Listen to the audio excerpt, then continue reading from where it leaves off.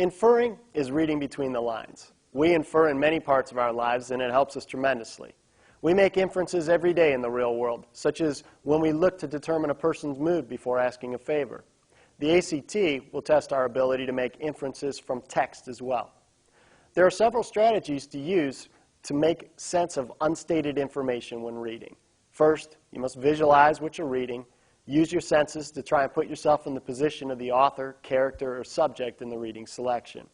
Remind yourself to do this before reading the selection, and we can make inferences from several categories. Let's go to the classroom for further explanation. All right, let's look at some of the strategies that we can use for infer questions.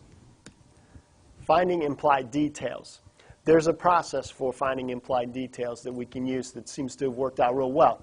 First, identify exactly what the question's asking. Last thing you want to do is misinterpret what they're asking and give false information and getting it wrong. So take the time to make sure you know exactly what that question's looking for.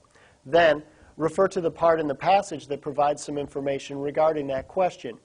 The questions are usually in order of the essay, meaning the first question that's an infer question will be from an early part in the essay, the next one for a next part of the essay as a starting point. If you don't remember exactly where a particular topic is discussed, use that thought process to find things quickly. Look for keywords then that are related to the idea of the question and find the answer that could be true. Questions that are asking for inferences, one type is where they're asking you to define relationships. So in these questions, you're asked to identify how one thing in the reading selection affects another. And then you draw conclusions as to how the relationship variables will act in a situation not specifically stated in the selection itself. These are usually cause and effect relationships. If you can find a parallel, something similar that is going on in your selection and to what their question prompt is, you can make some general judgments that it would be similar. Or if something is acting counter to it, then similarly you would say it would probably act counter to what they're asking you in the question. So it's important, again, to make sure you read the question thoroughly and then looking for these relationships of cause and effect. More on defining relationship questions and the process. Keep in mind that you want to visualize what's there when you're reading it. So when you read, visualize what's happening, and if the selection has characters, which you're going to find in the prose fiction section, imagine the feelings of the characters, as well as noticing the voice and tone of the selection. Now, if there's not characters, which is likely for everything but the prose fiction, still mark relationships in the section where you can rephrase part of the selection to state, okay, X happened, and as a result, Y happened. You'll find that in all of the other selections, especially when there's cause and effect relationships, when they're giving facts, and as a result, another thing happened. Regardless of the topic, you can find some relationships while you're reading. If you can mark that, it's easier to get back to it. Notice it while you're reading it.